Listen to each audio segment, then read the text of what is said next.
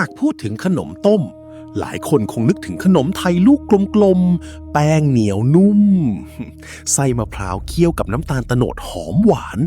คลุกเคล้าด้วยมะพร้าวขูดที่ให้รสสัมผัสเค็มมันตัดกันอย่างลงตัวมันคือขนมสตรีทฟู้ดที่เราหาซื้อได้ตามตลาดนัดทั่วไป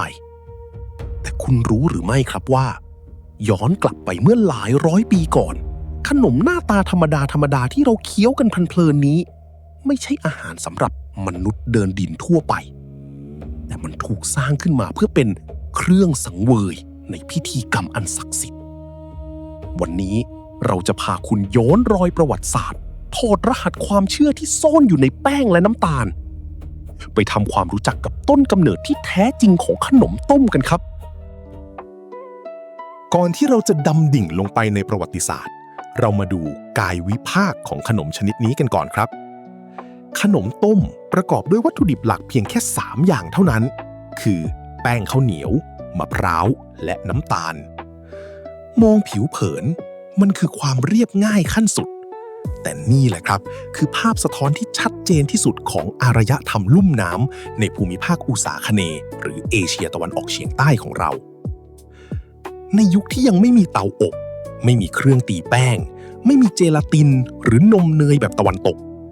บรรพบุรุษของเราหยิบเอาสิ่งที่หาได้ง่ายที่สุดรอบตัวมาสร้างสรรค์ข้าวเหนียวที่ปลูกได้ริมน้ำถูกนำมาตำจนกลายเป็นแป้งมะพร้าวจากสวนถูกนำมาขูดและคั้นส่วนความหวานก็มาจากน้ำตาลโตนดหรือน้ำตาลมะพร้าวเมื่อนำแป้งมาห่อไส้แล้วนำไปต้มในน้ำเดือดจนลอยขึ้นมานั่นคือที่มาของชื่อที่ตรงตัวที่สุดอย่างคำว่าขนมต้มแต่วิวัฒนาการของมันไม่ได้หยุดอยู่แค่ความพยายามในการถนอมอาหารหรือทำของว่างครับเพราะเมื่อมีความเชื่อเข้ามาเกี่ยวข้องขนมต้มก็ถูกยกระดับสถานะขึ้นไปอีกขั้นจุดเปลี่ยนสำคัญของขนมต้มเกิดขึ้นพร้อมกับการรับเอาอิทธิพลของศาสนาพราหมณ์ฮินดูเข้ามาในดินแดนสุวรรณภูมิตามคติความเชื่อของพราหมณ์การจะบวงสรวงเทพเจ้าเบื้องบนจะต้องใช้ของที่บริสุทธิ์ที่สุด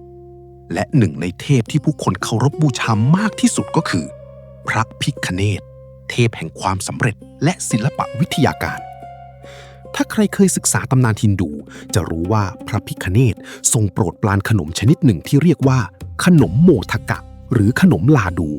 ซึ่งเป็นขนมปั้นเป็นก้อนทำจากแป้งถั่วและความหวานเมื่อพราหมณ์เดินทางมาถึงดินแดนสยามวัตถุดิบในการทำขนมโมทกะแบบดั้งเดิมอาจจะหาได้ยากหรือไม่ถูกปากคนพื้นถิ่นจึงเกิดการดัดแปลงทางวัฒนธรรมครั้งใหญ่ขึ้นครับคนโบราณได้นำวัตถุดิบท้องถิ่นอย่างแป้งข้าวเหนียวและมะพร้าวมาปั้นเป็นก้อนกลมๆสอดไส้ความหวานเพื่อใช้เป็นตัวแทนของขนมโมทกะในการบวงสรวงเทพเจ้าและนั่นคือจุดเริ่มต้นที่ทำให้ขนมต้มก้าวขึ้นไปอยู่บนแท่นบูชาในบันทึกทางประวัติศาสตร์ของไทยเราพบหลักฐานการมีอยู่ของขนมชนิดนี้มาตั้งแต่สมัยสุโขทัยและอยุธยาโดยเฉพาะในวรรณคดีอย่างไตรภูมิพระร่วงหรือในตำราพิชัยสงครามพิธีพราหมณ์ต่างๆมักจะระบุถึงเครื่องสังเวยที่เรียกว่าต้มแดงต้มขาวอย่างชัดเจนมาถึงตรงนี้หลายคนอาจจะสงสัยว่าต้มแดงต้มขาวคืออะไรทำไมต้องมี2 สีนี่คือความลึกซึ้งของคนโบราณครับในพิธีกรรมบวงสรวงไม่ว่าจะเป็นการตั้งศาลพระภูมิพิธีไหว้ครูหรือการบวงสรวงเทพยดาขนมต้มไม่ได้มาแค่รูปแบบเดียวแต่มาเป็นแพ็คคู่เสมอขนมต้มขาวก็คือขนมต้มลูกกลมๆสอดไส้มะพร้าวคลุกมะพร้าวขูดสีขาวที่เราคุ้นเคยกันดีสีขาวเป็นตัวแทนของความบริสุทธิ์สันติและความเป็นสิริมงคล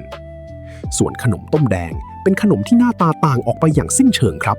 มันทำจากแป้งข้าวเหนียวล้วนๆไม่มีการห่อไส้ใดๆปั้นให้เป็นแผ่นกลมๆแบนๆแล้วนำไปต้มให้สุกจากนั้นนำไปเคี่ยวกับน้ำตาลเคี่ยวสีแดงเข้มไม่มีมะพร้าวขูดมาคลุกผสมสีแดงนี้ในความเชื่อโบราณเป็นตัวแทนของพลังงานความเป็นสิริมงคลที่ทรงพลัง